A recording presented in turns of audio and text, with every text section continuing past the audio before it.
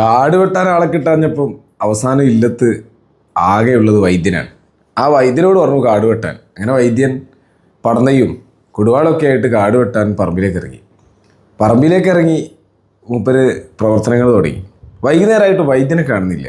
അങ്ങനെ നമ്മുടെ ഇല്ലത്തെ അദ്ദേഹം വൈദ്യനെയും തപ്പി ഇറങ്ങി.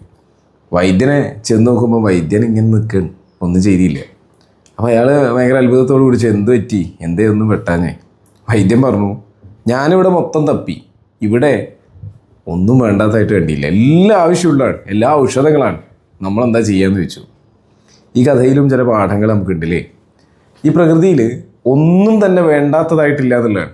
എല്ലാം എന്തെങ്കിലുമൊക്കെ ധർമ്മങ്ങൾക്ക് വേണ്ടി ഈ ലോകത്ത് പിറക്കുന്നതാണ്. ഏത് വിഷവും എന്തോ ഒരു രോഗത്തിൻ്റെ ഔഷധമാണ്. അതുപോലെ തന്നെ ഈ ലോകത്തെ എല്ലാ മനുഷ്യരും അങ്ങനെ തന്നെയാണ്. ഞാനും നിങ്ങളും അടങ്ങുന്ന ഈ സമൂഹത്തിൽ എല്ലാവരും അങ്ങനെ തന്നെ എന്തോ ഒരു ധർമ്മത്തിന് വേണ്ടി ഈ ലോകത്ത് വന്നവരാണ്. ഏതൊക്കെയോ മനുഷ്യരുടെ ഔഷധങ്ങളാണ് നമ്മളെല്ലാവരും.